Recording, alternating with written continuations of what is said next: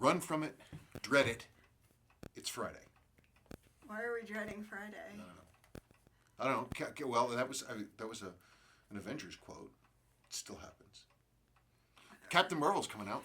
Came out yesterday. I'm excited about that. Yeah, I'm going to go tomorrow with Sadie. It's going to be awesome. Because I get free popcorn because this month is my birthday and Cinemark gives you free popcorn on your birthday. Yeah, I know. That's going to be pretty neat. I want to go this weekend, but I don't know that I'm going to be able to pull it off. She has to see how scary it is. Because of Willow. Willow wants to see it, but if it's too scary, then Willow can't see it. It's true. So, I'm going to tell a story about my week, and it's not about watches. So, we will talk about watches, but if you don't care, then just hit the fast forward 15 seconds until you see me stop talking. So, anyway, it's about my jaw. Well, you should go backwards to talk about a day long ago. A day long ago, when I was about 6 or 7, I was babysat by some people because my dad was at work and my mother was doing something.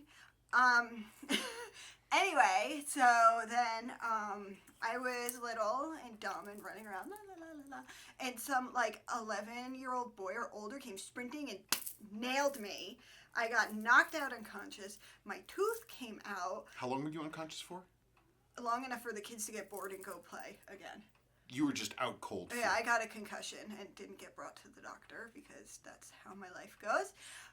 But anyway, so this thing happened, and where do I go from there? And so you fast forward, and all these years, she's been sort of dealing with this jaw problem. I have TMJ and grinding, and my face is kind of wampus. Now, when I was a teenager, I had braces from the time I was 9 until I was 14. I had a spacer and everything, and it didn't work for my jaw. So, I don't know, about 10 years ago, we went to a new dentist when we moved here. No, we've lived here longer than 10 years. I don't know. Anyway, went to this dentist, and he was like, you need braces and jaw surgery. And I'm like, I need jaw surgery? Oh my God, what? No. So I've been ignoring it, and within the past, I don't know, 6 months, my TMJ has gotten worse and worse and worse and worse. And then I had to go to the dentist to get some silver crowns taken out because they could crack and get he said it's like Gorilla Glue, I don't know what they call them, get that in there, and they did that, and I had the bite thing in for 45 minutes, and my jaw was just killing me for 3 days afterwards. So I looked up a TMJ dentist, and I called these people, and they're like, well, we only make night guards. So I'm like, well, okay, then you're not a TMJ dentist, whatever. And they recommended this orthodontist to me, who was a very, very interesting fellow. But he did a very comprehensive exam, and I have on my iPad, I'm going to show you a few pictures of my messed up jaw. So you can see on the one side there's jaw missing. Yeah, like right there. See the jaw part right there is missing? Yeah, and you can see on the top one all the fillings I have because I've ground my teeth to nothing. And I'm going to be getting a crown next week. It's very exciting. And isn't this cool? It's my skull. But you can see where my jaw grew in wrong because I guess it was broken or something when I got hit as a kid, and it was never fixed.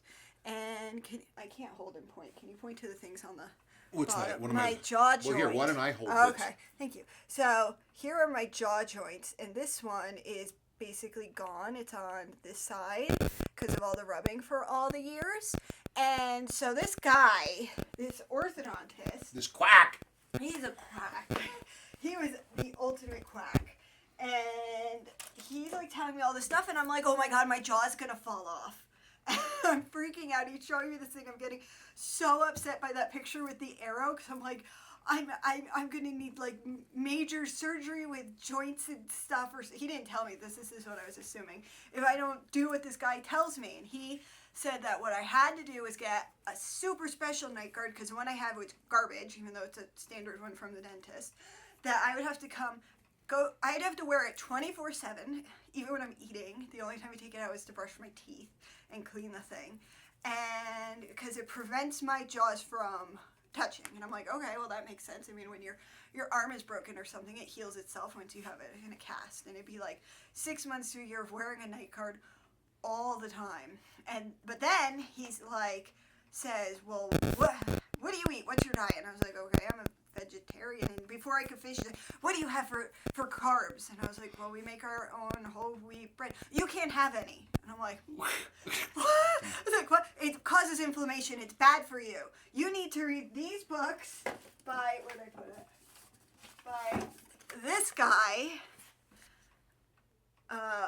Because he talks all about how bad grains and gluten and stuff is. And I'm like, sitting here, I'm like, I am not giving up my pasta or my pizza or my bread. Screw you guys. I didn't Or say your that. crackers. Or my crackers. I love Triscuits. I know the internet hates Triscuits, but I love Triscuits. Why does the internet hate Triscuits? Because they say they're like wicker furniture. But they're good. I love them. Anyway, and then he gave me this whole thing about supplements that I had to take. So he would want me to take for like the entire year. Wait, how long? I don't know. Whatever, but it was like, so it's 4,000 milligrams of omega-3 fatty acid, fish oil, or flaxseed oil. I looked it up, and it's like 2,000 milligrams is the maximum the FDA says that you should take, and 8,000 I use of vitamin D, and then 2,000 milligrams of glucosamine sulfate. And I'm like, oh, okay. He's like, it'll help rebuild your jaw joint and cut out the bread. And I'm like, okay. This is kind of quackery, but he's not slinging pills at me, and he's just telling me which brands to get. So I guess it's... Keep going. I'm going to keep going.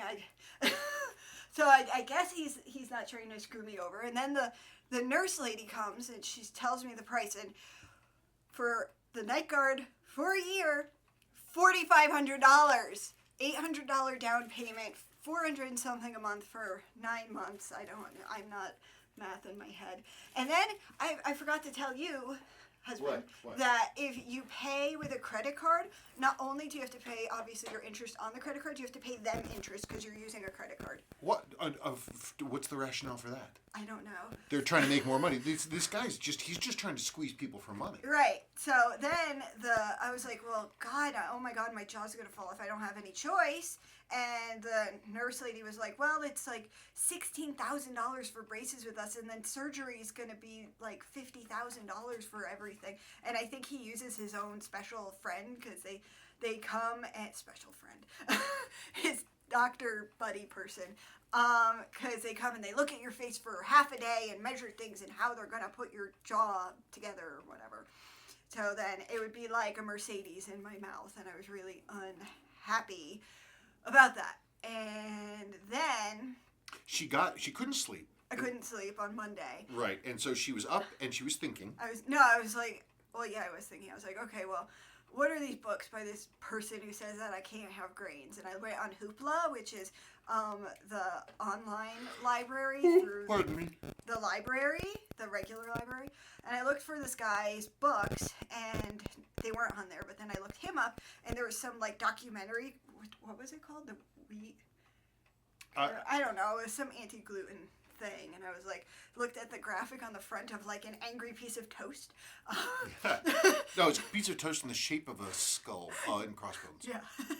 And I was like, oh God, okay, this is some serious quackery. And I take quackery. I'm very suspicious of quackery, not only because of Dr. Oz, but this book. It was a very good book, and it's about this doctor in 1917-ish, and he cured impotence by replacing men's testicles with goat testicles. Oh, no. He would add additional pieces of goat testicles into the scrotum. Oh, I thought he would remove... Oh, okay, I read it a long time ago. So, he's the original quack. And that's why I'm always very suspicious of quackery. And where did I leave off? You read this thing in this book, and so you were like, I'm going to get a second opinion. No, but the thing with this guy with the grains is, like, he believes in do-it-yourself fecal transplants. And I read that, I was like, what the hell? I'm not going to a doctor that buys this crap from this lunatic. Ew. I'm going to a doctor that's literally telling you to eat shit. That's so gross.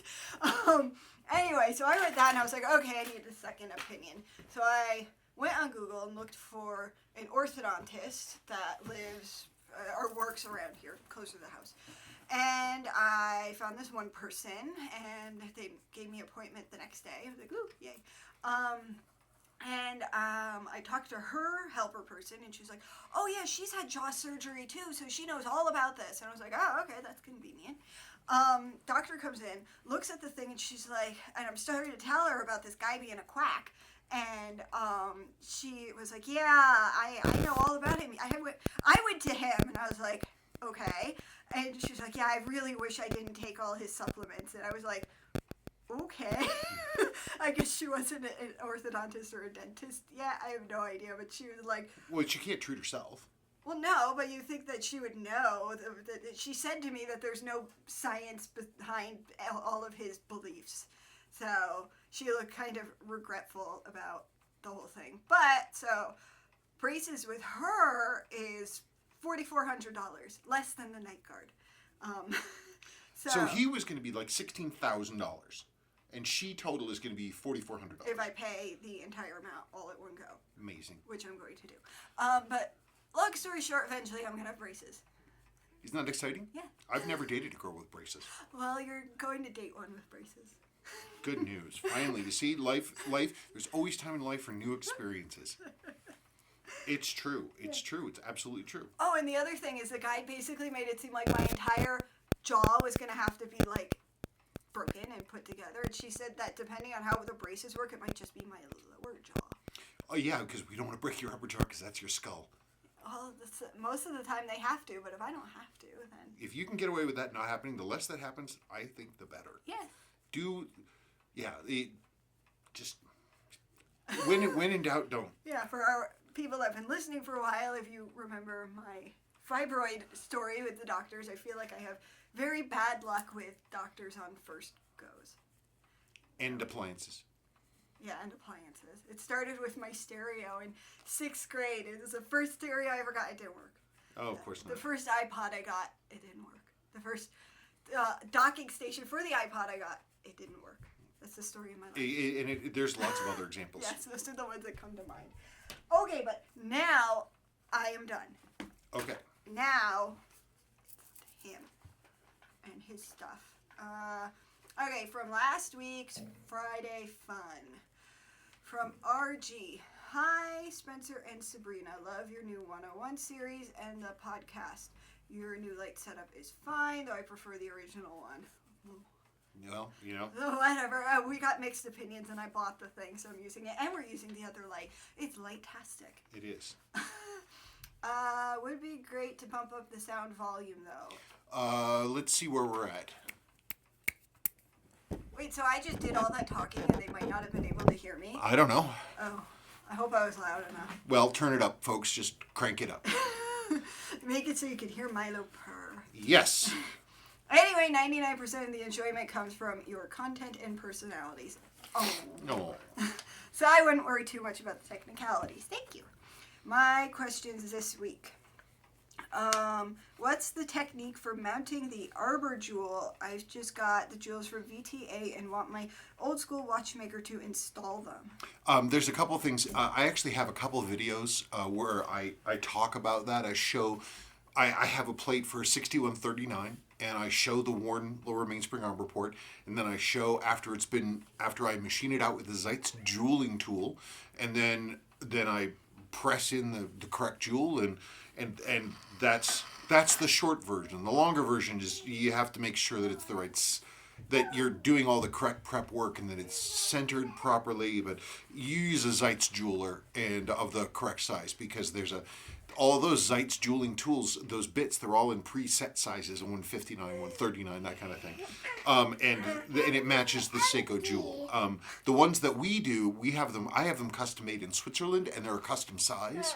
and I made a custom tool to install them. So it's the same process. It's just you couldn't install mine unless you run it to try to get kind of funky with a reamer. But yeah, Zeit's dueling tool. That's your thing. More, mommy. What, more water? More apple juice. Oh, more apple juice. I'll be right back. Look, this is light. This is light. Yes, it's a light. Go with mommy. Would you prefer a restored? This is the same person, RG11.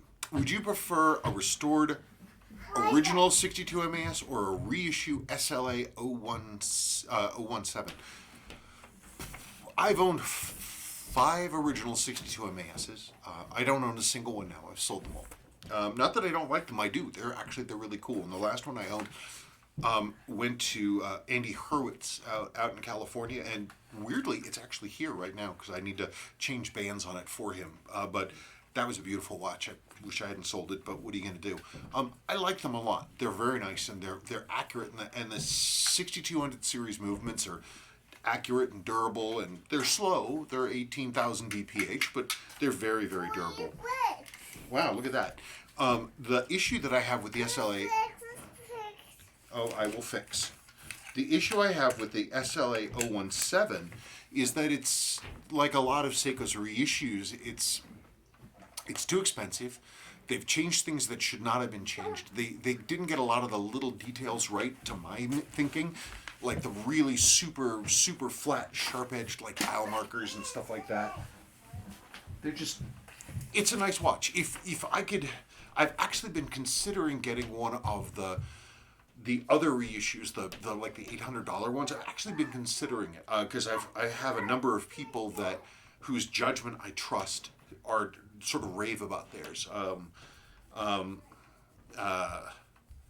of my guys, Matt, is a lawyer down in Texas, and he has one, and I really trust his taste, and he was really like, oh, I love this thing. So I wanted to actually see one in person. I had one of the special edition ones, one of the blue ones, but it was too bright, and I didn't really feel like dealing with it. I'm back. Oh, that's fine. Last question from him. The day wheel of my 6139 seems to have misaligned. What's likely the issue? The day wheels on those, especially we see it in the 6139s and 6138s, the way that they work is it's a printed like aluminum disc that's got the days and the dates on it, and it has a star wheel on the bottom that's made of steel, and it's so that aluminum wheel is on top of the star wheel, and then the inside lip of the star wheel is crimped over. What happens is they sort of work their way loose because the aluminum is pretty thin, and then the wheel starts to move independently on that star wheel. So what needs to happen is you disassemble the front of the watch, you pull the day wheel. After you make sure that it's aligned correctly, sometimes you have to really index it. It doesn't want to move. Then you index it, and then you use a staking set, and you basically recrimp that metal back down once you're absolutely sure you've got the alignment correct. That's the way it's done. So I just answered that one. So now we're down there. From Blonde Strats More Fun. This is Matt Ostrowski. He's down in Denver. Oh, hello. Hi, Spencer and Sabrina. I have a question about Seiko model numbers for next video. I have an A159 from 1977 and an A158 from 1978. I would have expected the higher model number to be the newer model. Similarly, I noticed that the 6139 came out before the 6138. Why is this? Is this just coincidence, or is it a Seiko quirk? Thanks, Matt. No, there's definitely reasoning for it, but what that reasoning might be, I have no idea. That's just the way it is. I mean, and there's some people, they argue, they say, well, is the 6139 a derivation of the 6138, or is the 6138 a modification of the 6139? Because the 6139, like that, 6139 only has the one register. 6138 has 2 registers. They achieve 2 registers by adding an extra plate on top of the movement with a whole bunch of other stuff. So it seems like one would think that the 6139 is sort of the base movement, and the 6138 was a variation on it. I don't know the answer, Matt. The big thing is that Seiko doesn't tell us anything. We have no idea. why these things, why they have movement designations, why they change their stuff, what it means. I mean, you would think that there's all kinds of questions I have about Seiko's movement numbers. Like, why is a 6206? I mean, that's like a 27 joule movement, I think. But then you go to a higher movement number, 6217, and it's only 17 joules. And I don't know. It doesn't make a damn bit of sense to me. Sorry. But yes, the 6139 also came out, as you know, before the 6138, which doesn't make any sense either. Very strange. I don't know what Seiko was thinking. I don't know. Okay, onward and upward. From A. Quackery. Nice and useful videos. Keep up the good work. I recently got a King Seiko 56266020. It keeps time amazingly well and is in good shape. However, I do not know the service history of the watch. Should I get it serviced even though it is accurately keeping time? And should I replace the quickset plastic star with a metal one while I'm at it, even though the quickset is functioning properly? Thank you. I've often found that timekeeping is actually not a great indicator of the internal condition of the watch. Really, the only thing that's really going to tell us what's going on are the numbers. What kind of numbers is it pushing? And that'll tell us the service state of it and if it needs more love. That said, the informal rule of thumb is to get your watch serviced when it stops doing what you expect it to do, which is keeping accurate time. As for the date quick set corrector, if it's working, leave it be. There's no reason to go into a watch if you don't have to. And when the time comes, if that star wheel fails, Adrian Selleck at Vintage Time Australia is making new replacements that are metal, and it's a permanent fix. So I would say for the time being, let it be. I would offer to have you send it in and have me look at the numbers, but I'm not taking any jobs or evaluations right now. But everything is all about the numbers. The numbers would tell us the truth. But I would say for the time being, just let it be. What? I'm biting my tongue. Why? Because why? stop emailing asking if he can work on your watch. The answer's no, and then he can't work on the watches he has because he's telling you no. I know, it's crazy. I mean, I'm losing. I used to lose an entire day doing evaluations. Watches come in, and I would have to lose one of my 5 working days to just do evaluations. Okay, fine. So I stopped getting in evaluations, right? Now I'm losing literally most of a day answering emails because I don't answer them as they come in because so many come in throughout the course of the day. So I star the important ones, I flag them, and then I have one day set aside to answer emails, and it kills an entire day. And they're almost always the same question: will you work on my watch? Will you service my watch? And the answer is, unfortunately, no, I can't, not right now. So it's going to get to the point where I think I'm just going to have to go back to using Outlook and set a permanent auto reply that says, if you were inquiring about service, I apologize, but I'm not able to do it for you right now. And unfortunately, that's coming because I'm spending so much time answering emails. That's really... Sorry, Sebastian's back. Sebastian is back. Okay. From Ramon Alberto Tamayo. I really admire you guys, seeing how much knowledge and passion you have for Seiko watches, my favorite brand. What is your intake in kinetic movements? I think these movements are highly underrated. I think they're good, in the sense that they are an interesting answer to a question. I don't know that I like how Seiko went about it, and their power reserve I don't think is accurate. I have a couple Kinetics, one of which is my SUN 019, and I found like I can get it up to 6 months charge, right? Okay, so when you hit the indicator, it says, oh, 6 months charge. Well, I noticed that 6 month charge will drop to 1 month in a few weeks of not wearing, so it's not really a 6 month charge. I mean, the thing is that I've got, hang on. I'm surrounded by boys. I don't know, I'm supposed to be entertaining you. Blah, blah, blah. Okay, so to charge a kinetic, if you're not wearing it, you have one of these handy dandy things.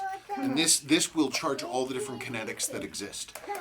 But I don't think I don't know what the advantages of the kinetic technology. Frankly, the Citizen solar technology is incredibly far superior, and Seiko has solar technology. I just don't. Maybe the advantage of kinetic is so people have a feeling of being connected to their watches, that their movement translates into the life of the watch, and that gives it more of a bond. And that's not a joking assessment at all. But there are a lot of people who don't like wearing manual wind watches because it feels like the watch just feels like a thing, whereas an automatic watch feels like it reacts to you. So maybe that's the thing with Kinetic. My Kinetics, they're accurate. I haven't had any problems with them, aside from the power reserve question. So, I mean, I dig them for that reason, and they have some. I don't know that, like, Citizens rechargeable technology, those batteries, in theory, after 20 years, the batteries are still going to be 80% effective. I don't believe that's the case with Seiko's capacitors. I think they're good watches. I don't know that that's the way to go. I think solar is the way to go. Like, Seiko is reissuing now the Arnie, the H556 Arnie, though it's not going to have an H556 movement in it, H558 movement. But they are reissuing the Arnie, and it's a solar, which is, I think that's pretty cool, and I look forward to seeing those. I think solar's a better option anyway. From Leah Dijkstra. I'm guessing that's how it's pronounced, like the Witcher character. Like the Witcher character. I don't know.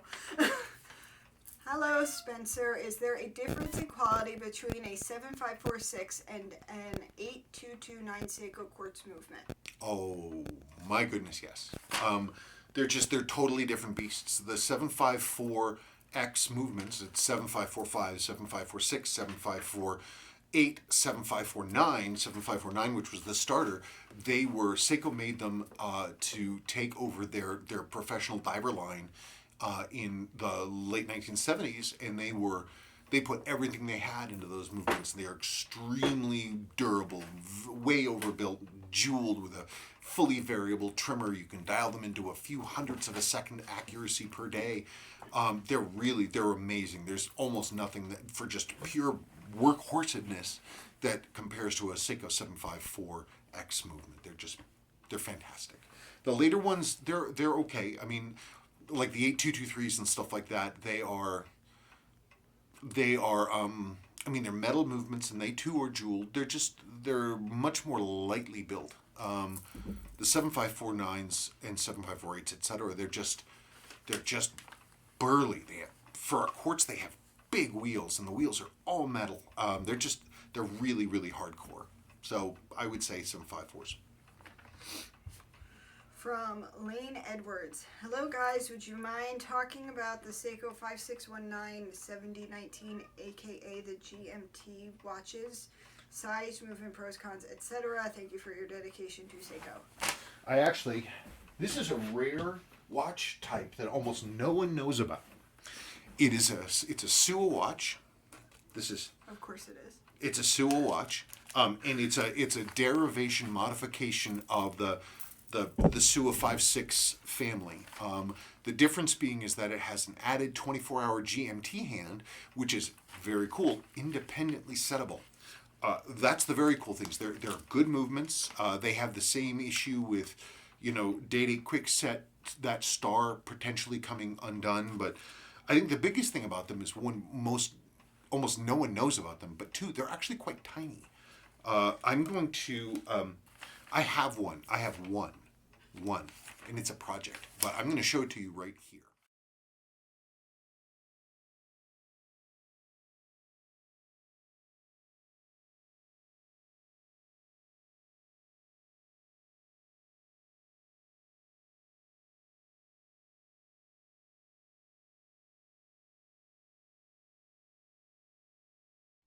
So that's what those catalog shots look like. Again, they're not seen very often, but this is what I have. This is for my project drawers.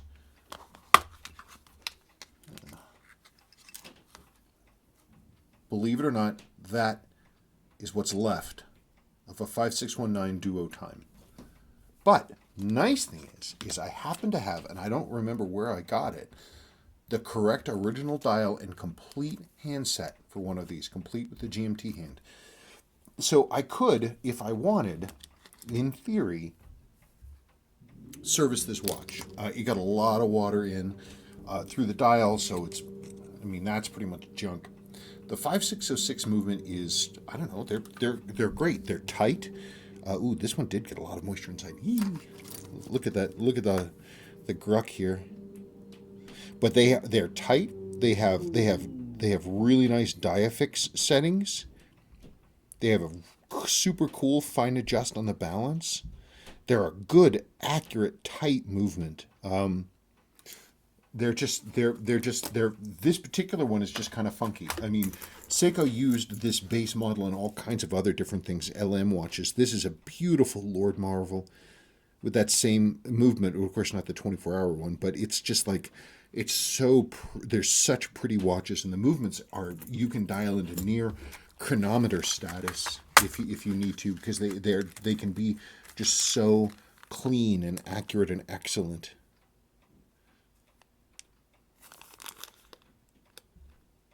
Lord Matic.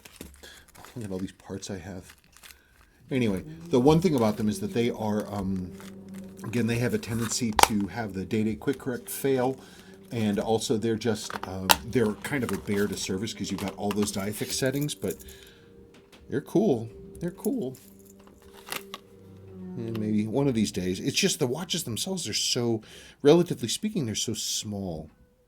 But, you know, it might be worth it to bring that one back one of these days, don't you think? Poor old thing. The case is really beaten up too. Oh well. Okay, that's that. So obviously it's a basket case, but they are. I mean, they're pretty watches. They're neat, and I like their. Where's there's the red GMT hand is right there, shaking around.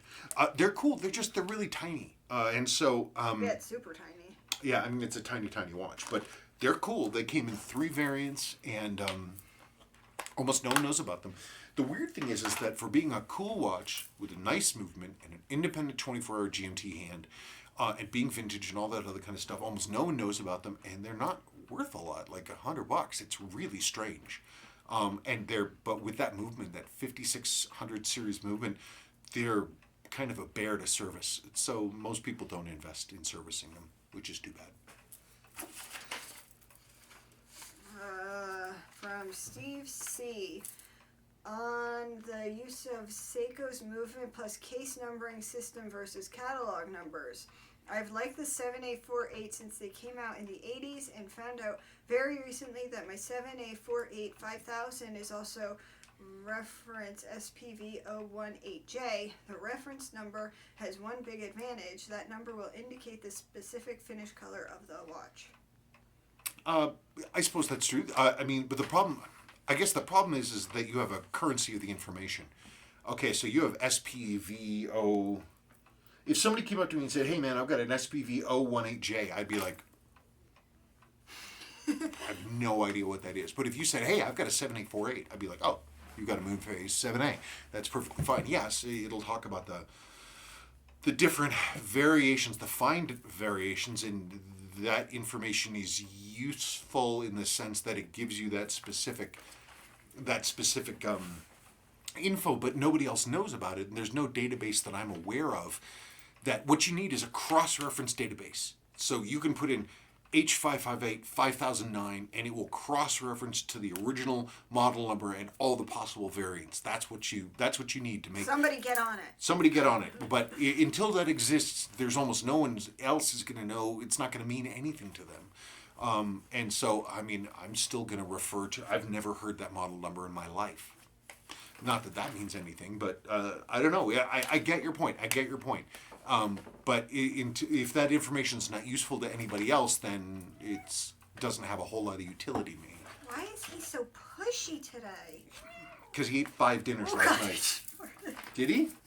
Go away. How many times has he gone to the... He ate 5 dinners last night. Like dinner number 3, he lingered over it for like 15 minutes, slowly eating his way through. Because he was eating the other 2. We have 3 cats. He was eating their food. From Conrad Keene. Hi, Spencer. Do you know anything about the Quartz Diver 7N986840? I saw one and thought it might make a good daily wear for my son. It's dirt cheap and cool looking little watch. I should have had this. I don't have one here. That I think is a ladies' quartz dive watch. They're cool. That movement number doesn't really make any sense to me though. The casing number, it goes with another movement number that's another 7N that's closely related. So maybe we had a typo there. But they're just, I mean, they're going to be reliable and accurate and bulletproof, and as you say, not expensive, and they're replaceable. And so if your son beats it to death, another one can be obtained. Yeah, I think they're cool. They're fine. From Esoto826. Any plans to do more videos related to Seiko LCD watches from the 70s? Right now I own a Seiko 0674 5009, The Spy Who Loved Me watch that is running fast and I have to get adjusted at some point. Bought another one for parts because these are so rare to find. Your last video on them was fantastic and I'd like to know more. Thank you for sharing everything you have so far. That was my phone, sorry. They were very expensive in their day. When they first came out, they were the world's first liquid crystal chronographs. They didn't exist before. They were really, really expensive. They were far more expensive, significantly more expensive than our top of the line Rolex made at the same time. They're cool technology. The issue is that they're not a lasting technology, and spare parts simply do not exist. It's impossible to find spare parts now. They're cool. They have like the Sua 7.5. What?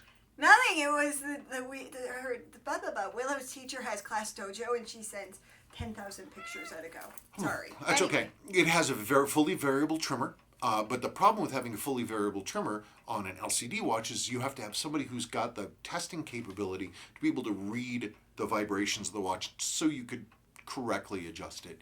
I don't know. I love the technology is really cool and Seiko invented it. But there's just the vast majority I see of all of those, they are not just the 0674s, all of those 70s and 80s quartzes, they were beaten to death and they look really rough, and a surprisingly high number of them have suffered battery leaks, and any kind of acid inside will destroy the circuit, and there are no replacement parts. And so they're super cool, but it's like, time is coming by where they're not going to be around anymore because there's just going to be no way to keep them alive, and there won't be any decent examples.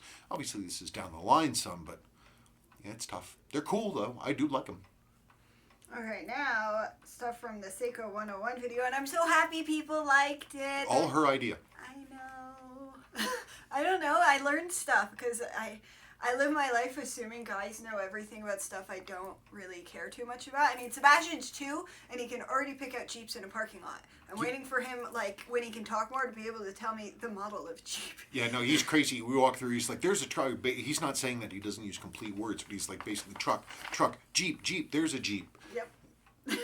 So anyway, and that's why I never really thought about doing a 101 thing, because I figured everybody knew everything, and because he posts things and then people post things back that make, I don't know, but I don't know. Okay. So from David Ginot. Hi Spencer, great information on all of your videos. I have a question regarding the bezels with inserts like these and the pogue, etc. Can you clean them in an ultrasonic, or is there another technique? Thank you. Seiko, those are anodized, and Seiko, like everything in that period, it was really durable. It's very, very, very hard to damage those inserts. It takes physical wear, or like I saw one once that came in and belonged to the father of the owner, and that guy worked for his entire working life in a chemical manufacturing factory, and that bezel there was sort of weirdly faded. But yeah, you can use an ultrasonic. You don't want to go nuclear on it, but yeah, absolutely. Hey, look, that dead Volkswagen's getting towed. Uh-oh. Ah, cool. I wonder if Tom called, or if they... No, the lady's right there. Oh, okay. Okay, anyway, go on. Sorry. From Jayco, Spencer, what about the bevel day-date window on originals versus flat-edged windows on fakes? Yeah, the fake ones, they tend to have usually just absolutely sharp edges, and for a 6309, that's just wrong. They never had absolutely flat. But as they went on, the very late ones had a very, very minor, very little bevel, not very big at all. And those are, and sometimes those, if you're not looking closely, they'll look like there's no bevel at all. Another thing is that black coating on the dial for a 6309 thing is really, really, really durable. I remember Jonathan Koch once told me, it's like acetone won't even touch it. It's like, Jonathan, why are you putting dials in acetone? But anyway, so there was a time, and it may still be happening, and I believe that it is, where you could take that original dial, strip everything off of it, and then reprint on top of it. And then you have this thing where, the strongest lie is one that's mixed with the truth. So you have an original dial with original dial surface with reprinting on top of it, and it's got that date window. So in a situation like that, you have to really look at the printing and make sure that everything is there, not just the date window, but all the other stuff too. Okay, I took this one because I remembered actually you telling me about it. From Seiko Scar, another giveaway is the pointing A in Japan. In many aftermarket dials, it should be a flat-topped A. Yeah, yes and no. Yes, it should be. There. Sometimes it's the flat top, sometimes it's the sharp. I have another video where I talk about it because I don't have the details of that memorized. But I thought it was that. I remember you showing me. Yeah, no, I know. That's one of the things. But I made that video where it's like it's supposed to have it's supposed to be sharp point and not this other thing. And somebody else said no, that's not quite correct. You need to look at these other ones. If you have the 6030 R, if you have the 6030 R dials, it is flat. And if you have the 60, whatever the heck it is, the T dials, then it's not, or something. Well, you gave me false information and didn't correct it. Oh well, that's the way things go. Okay, now on the 6139 video. Wow, your numbers turned out amazing. Not only are you good at services, but you're a beat at regulation. Beast at regulation. Beast. Oh, sorry, it was a typo.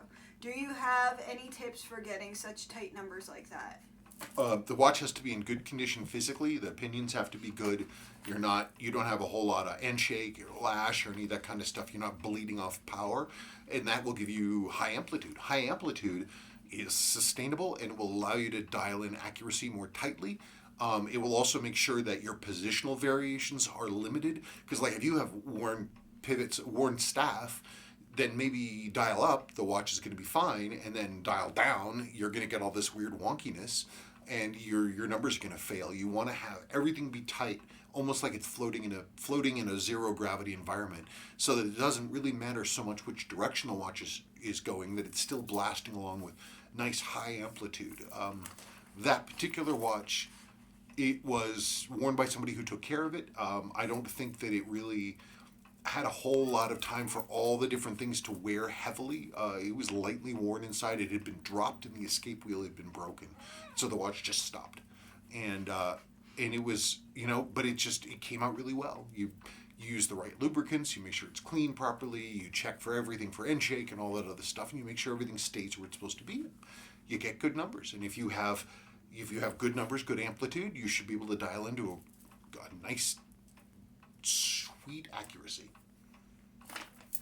From 4:44 p.m. Curious, why is the lift parameters on the time grapher set at 54.5? Is there a specific setting it should be on? I used to set mine at 52, but now I keep it at 53. Does this movement need a different setting?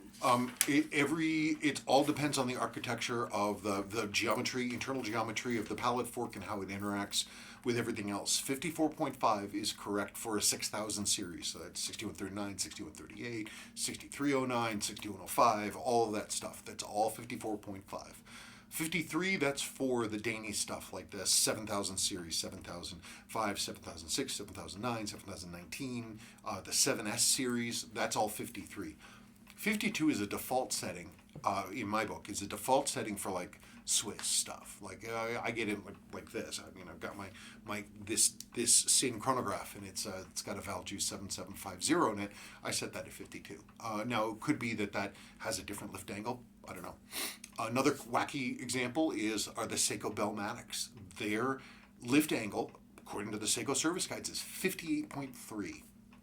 Now, the reason you want to have the right lift angle is because if you have the correct lift angle, you will get a correct readout for how much amplitude is generating. And that's important for knowing if you've done a decent job of servicing the watch. But you can still adjust accuracy and stuff like that without that. What? I don't have any more questions. Oh. I guess if anybody has any watch, what, you want to read another question? Mm-mm. If anybody has any requests for us to do on our podcast, one type of watch to talk about, then cool. And also I made a business Instagram for myself. It's true. It's Sabrina Space Klein Vintage Watch. I don't know what he's doing. I'm just checking to make sure that there's nothing that I missed. You asked about that interesting citizen. I think you were out talking. The only citizen I have here is my 7-star, the 1968. You had in the beginning of the last week's video a citizen. It's like, okay. I just wanted In your slow-mo thing, it's like, okay, then why is there a citizen? because it's super cool. Yeah, but you didn't talk about it. It was October 1968. If you look in there's a section of videos that we have a playlist called Yesterday's Watch Reviews Today. If you look, it says 1968 Citizen Parawater 7-star, whatever the heck it is, and you can actually I talk about that watch. So again, Yesterday's Watch Review Today, and check that out. And that's really about it. So. Thank you for watching. Say goodbye to Mr. Fatty McFarts here. 5 dinners, Milo. 5 dinners. You gotta stop. No, what am I supposed to do? Pull him away. Why? Take the food away. Why? Because then he farts on me and he stinks up the kitty litter box. And your poor princess has to be bothered by that. Oh, well. What are you going to do? Drama in cat world. Yes. Okay, say goodbye to that Volkswagen van. It's going. Goodbye, Volkswagen. And you guys have a good weekend. Bye. Bye-bye.